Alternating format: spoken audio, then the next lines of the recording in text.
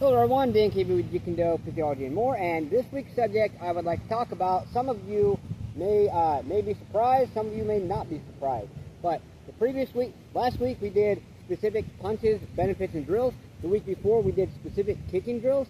Now, surprisingly enough, I'm actually going to combine it. This week I'm actually going to go over specific punching and or kicking drills. Now what do I mean by that? I'll tell you what I mean by that. I mean in different situations. Now every situation is different, and you can run into the same situation 5 times in a week, and every situation out of all 5 of those, even if it's the exact same situation, you get attacked the same way, attacked by the same person, attacked in the same spot, whatever it is, there still are going to be different ways that you can actually, basically counterattack or defend yourself or offensively attack, whatever it is. There are so many different variations. So even though I'm going to show you specific, not necessarily situations, but specific ways and or possible times to do specific punches and kicking combinations, that does not mean that it is a set way. That's why, now once again, I'm going to say it again, I honestly respect all martial arts forms, especially Taekwondo, Karate, and Ninjutsu, because those are 3 that I've always kind of followed and been interested in.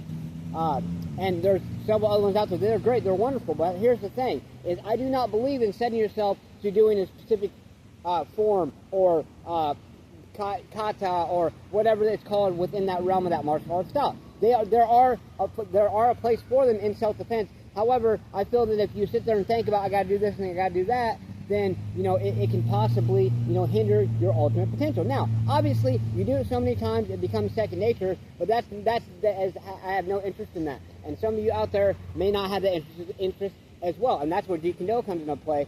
Yes, you are going to allow things to be second nature in your mind, body, and soul. However, you will learn to not have to think about things, and you don't have to set yourself to a specific way of doing things. So the first thing I would like to do is go over basics. So we're going to do a 1, 2, and then a front kick.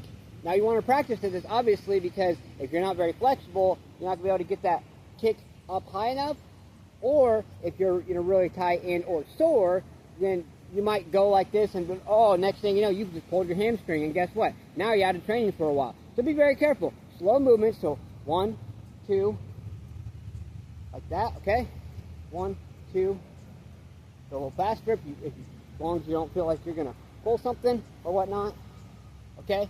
So now, where do these come into play? Where does a 1, 2 front kick come into play? I'll tell you, a few different situations. You could have somebody in front of you, 1, 2, and say they're stumbling over, but they go to come at you, boom, catch them with that front kick.